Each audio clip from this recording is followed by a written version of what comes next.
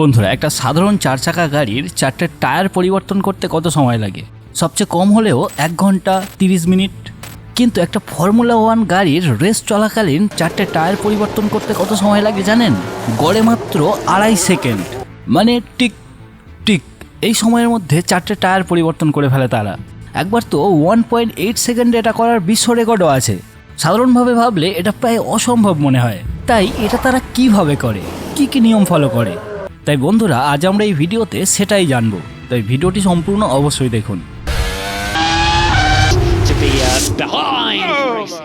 এই F1 গাড়িগুলোতে বেশিরভাগই soft compound tyre ব্যবহার করা হয়। মানে এই টায়ারগুলো সাধারণ টায়ারের থেকে হালকা নরম হয়। এতে রাস্তার সাথে গ্রিপ ভালো হয়, দ্রুত গতিতে চলতে পারে। কিন্তু এর সাথে সাথে এই টায়ারগুলো দ্রুত ক্ষয়ও হয়, যার জন্য রেস চলাকালীন রেসের মাঝখানে এই টায়ার পরিবর্তন করতে হয়, যেটাকে পিট স্টপ বলা হয়। তাই এই কাজটা যত দ্রুত করা যাবে রেসে তত বেশি অ্যাডভান্টেজ পাওয়া যাবে। তাই এর জন্য স্পেশাল টিম থাকে এবং স্পেশাল ইকুইপমেন্টও থাকে। তাই চলুন প্রথম থেকে দেখা যাক তারা কি কি নিয়ম ফলো করে কিভাবে এই কাজটা এত দ্রুত করতে পারে।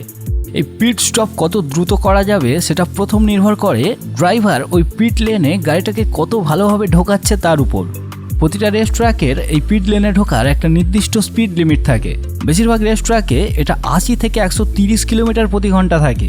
পিট লেনে ঢোকার সময় এই লাইনটা পার করে ড্রাইভার তার স্টিয়ারিংয়ে থাকা একটা স্পেশাল বোতাম চেপে দেয়, যার ফলে গাড়িটি ওই লেনের স্পিড লিমিটের লক হয়ে যায়।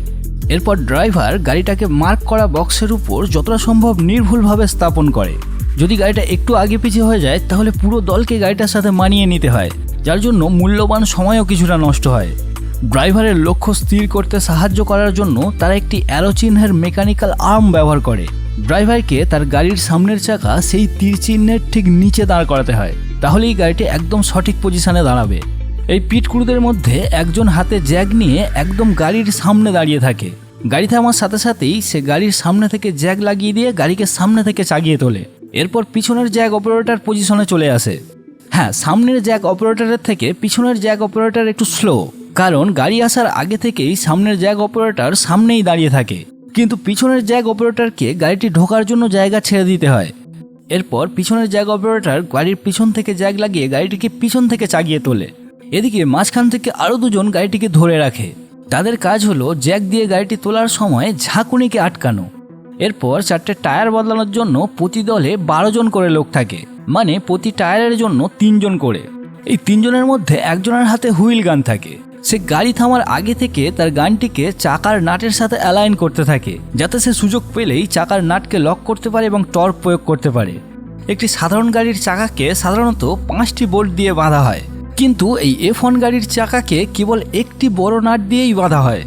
আর এই নাট খোলার হুইল গানগুলোকে এই কাজের জন্য স্পেশালভাবেই ডিজাইন করা হয়। আর এগুলো চালানোর জন্য সাধারণ এয়ার গানের থেকে বেশি শারীরিক বলও প্রয়োগ করতে হয়, কারণ এগুলো 15,000 RPM পর্যন্ত ঘুরতে পারে, যেখানে সাধারণ একটা এয়ার গান সর্বোচ্চ 8 থেকে 10,000 RPM পর্যন্ত যেতে পারে।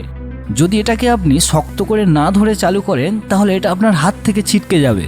বর্তমানের এই হুইল গানগুলোতে একটি করে LED রিং থাকে, যেটা অপারেটরকে রিয়েল টাইম অবস্থা দেখায়। যদিও দল ভেদে আলাদা হতে পারে, কিন্তু আমরা একটা উদাহরণ হিসাবে ধরছি। প্রথমে গানটির LEDগুলো সাদা হয়ে জ্বলে, যেটাতে এটা বোঝায় যে গানটি তখন নাটটি খোলার অবস্থাতে রয়েছে। তারপর যখনই নাটটি খুলে যায় এবং অপারেটর গানের ট্রিগার ছেড়ে দেয়, তখন হুইল গানটি নিজে থেকেই তার মোড পরিবর্তন করে নেয় এবং গানের LEDগুলো তখন সাদা থেকে নীল হয়ে জ্বলে। মানে গানটি তখন নাট টাইট করার অবস্থাতে চলে এসেছে। অর্থাৎ এরপর যখন গানটির ট্রিগার চাপা হবে তখন সে বিপরীত দিকে ঘুরবে, মানে নাটকে টাইট করবে। এটা যখন হয়ে যায় তখন 3 জনের মধ্যে একজন পুরনো টায়ারটিকে সরিয়ে নেয় এবং একজন নতুন টায়ারকে সেই জায়গায় বসায়। এরপর নাটটি যখন সম্পূর্ণ টাইট হয়ে যাবে তখন হুইল গানের LEDগুলো নীল থেকে সবুজ হয়ে জ্বলবে। আর যখন এটা হয়ে যাবে তখন গানম্যান হুইল গানে থাকা একটা বোতাম টিপবে, যেটা থেকে একটা সংকেত যাবে যে তার কাজ সম্পূর্ণ হয়েছে। আর যখন এইসব চলছে তখন সামনের জ্যাকম্যান আগে থেকেই গাড়ির সামনে থেকে কিছুটা সরে যাবে, আর তখন জ্যাকম্যানও তার জ্যাকে থাকা একটা সুইচ চাপবে। এতেও এটা নিশ্চিত করে যে সে গাড়িটা ছাড়ার জন্য প্রস্তুত। এর মধ্যে সব বোতাম চাপার একটাই উদ্দেশ্য, যে তার কাজ সম্পূর্ণ হয়েছে। এই সময় ড্রাইভার কিন্তু তাদের কাজের উপরে নজর রাখে না, তার মনোযোগ শুধু সামনে থাকা ট্রাফিক লাইটের উপরে থাকে। যতক্ষণ পর্যন্ত দলটির সব লোক তাদের নিজেদের সুইচ না চাপবে ততক্ষণ পর্যন্ত এই ট্রাফিক লাইটটা লাল হয়ে জ্বলে থাকবে।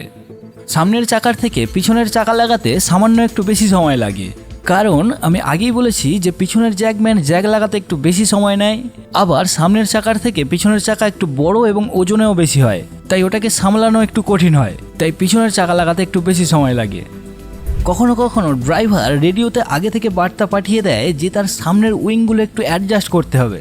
যদি এমনটা হয় তাহলে সামনে থেকে আরও দুজন আসে যাদের হাতে আগে থেকে টর্ক ড্রাইভার থাকে, তারা এটিকে সামনের উইংয়ের নির্দিষ্ট গর্তে ঢুকিয়ে দেয় এবং প্রয়োজন মতো অ্যাডজাস্ট করে, যার ফলে গাড়িটির এরোডাইনামিক পরিবর্তন হয়ে যায়। তারপর যখন এই সব কাজ সম্পূর্ণ হয়ে যায় এবং যে যার বোতাম টিপে কাজ সম্পূর্ণ হওয়ার সংকেত দেয়, কিন্তু তখনও নিরাপত্তার কারণে এই সিগন্যাল লাইটটি নিজে থেকে লাল থেকে সবুজ হয় না। এর পরিবর্তে দলের প্রধান যে সব কিছুর উপরে নজর রাখে তিনিই চূড়ান্ত নিশ্চিতকরণ প্রদান করেন। যখন সব কিছু পরিকল্পনা অনুযায়ী হয়ে যায়, বেরোনোর পথে অন্য কোনো গাড়ি পথ আটকানোর মতো না থাকে, তখনই দলের প্রধান শেষ বোতামটি চাপে, আর তখনই সিগন্যালটি লাল থেকে সবুজ হয়ে যায় এবং ড্রাইভার গাড়িটিকে টেক অফ করে। আর এতগুলো কাজ মাত্র 2 থেকে 2.5 সেকেন্ডের মধ্যে হয়ে যায়। তাই শুধু ড্রাইভার নয়, এই পিট ক্রুদের হাতেও কিছুটা নির্ভর করে যে সেই গাড়িটি রেস জিতবে না হারবে।